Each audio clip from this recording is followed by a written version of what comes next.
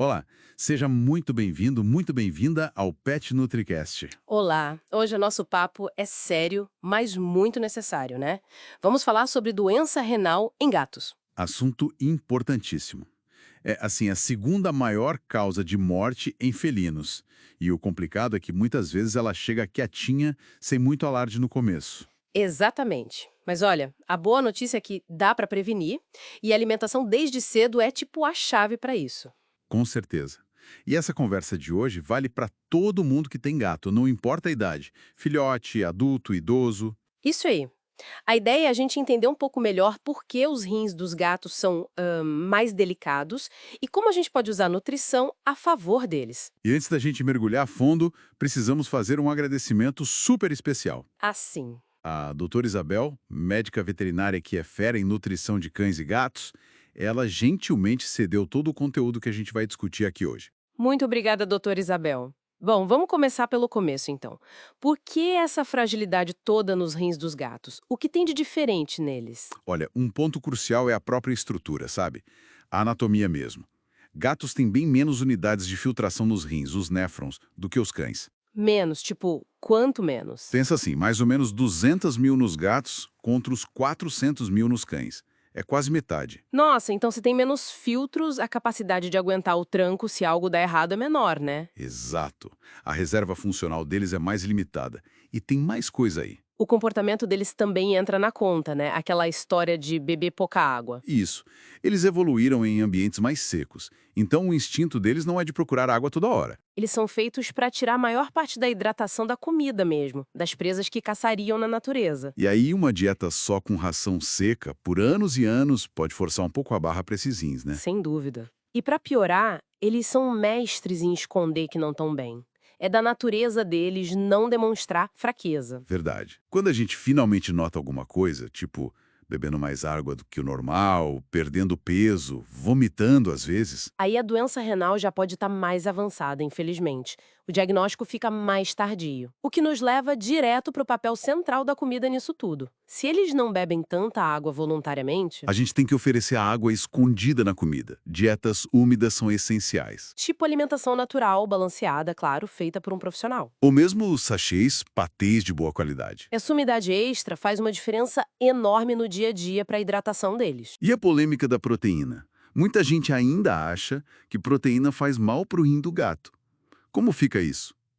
Ah, essa é clássica e é um mito que precisa cair. O problema nunca é a proteína em si. Proteína é vital. Então qual é o problema? É a qualidade dessa proteína e a quantidade, principalmente se o rim já tiver algum grau de comprometimento. Entendi. Proteína de alto valor biológico, pensa em frango de boa qualidade, peixe, ovo, é super bem aproveitada pelo corpo e gera menos lixo metabólico.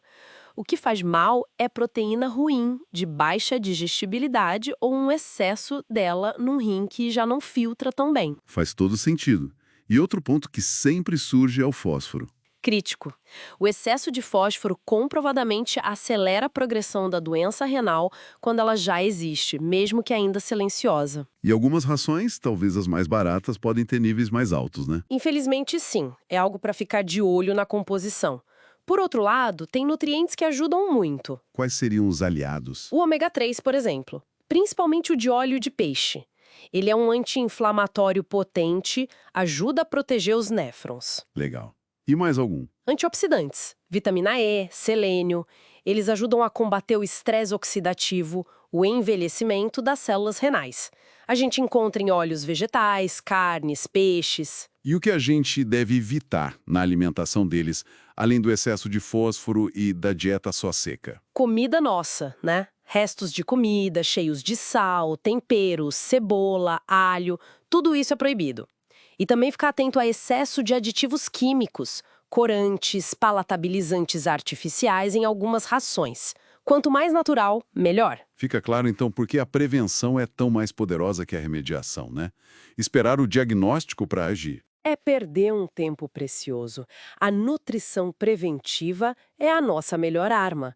Começar certo desde filhote protege a função renal, controla a inflamação, garante hidratação, pode realmente evitar ou adiar muito problema.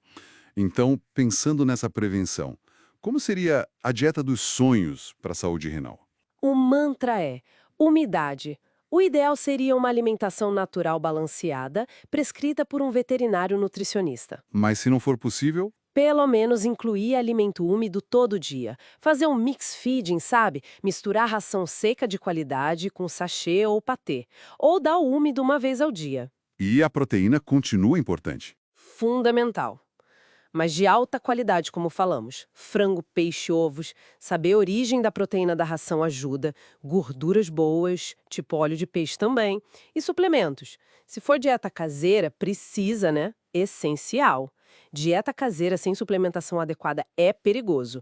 Precisa de taurina, vitaminas do complexo B, cálcio na medida certa. Tudo calculado pelo profissional. E em gatos mais velhos ou com início de lesão, às vezes até quelantes de fósforo podem ser indicados. E claro, não dá para esquecer do acompanhamento com o veterinário. Jamais. Check-ups regulares são cruciais, mesmo no gato jovem, sem sintoma nenhum. Pedir exames de sangue para checar a ureia, creatinina. E aquele marcador novo, o SDMA. Isso, o SDMA.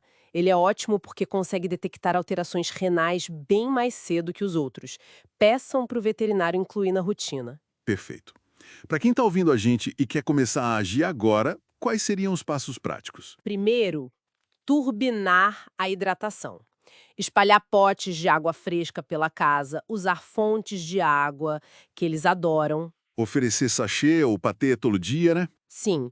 E uma dica legal é fazer cubinhos de gelo com caldo de carne caseiro, sem sal nem tempero. Muitos gatos curtem lamber. Boa ideia.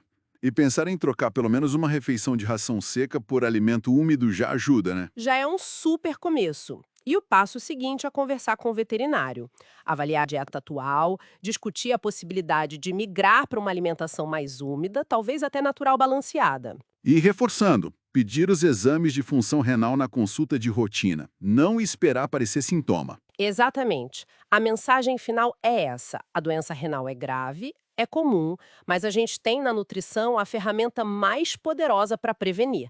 A mudança começa no pote de comida. Não dá para esperar. A prevenção é o caminho. E, mais uma vez, muito obrigada à doutora Isabel por compartilhar esse conhecimento tão valioso com a gente e com todos que nos ouvem. E um nosso muito obrigado a quem ficou com a gente até aqui. Para continuar recebendo dicas e informações sobre nutrição e saúde de cães e gatos, a dica é: Se inscrevam no canal Isabel Pet Nutri lá no YouTube, ativem o sininho para não perder nenhum vídeo novo. isso aí. Vale muito a pena acompanhar o trabalho dela. Um abraço e até a próxima! Tchau, tchau.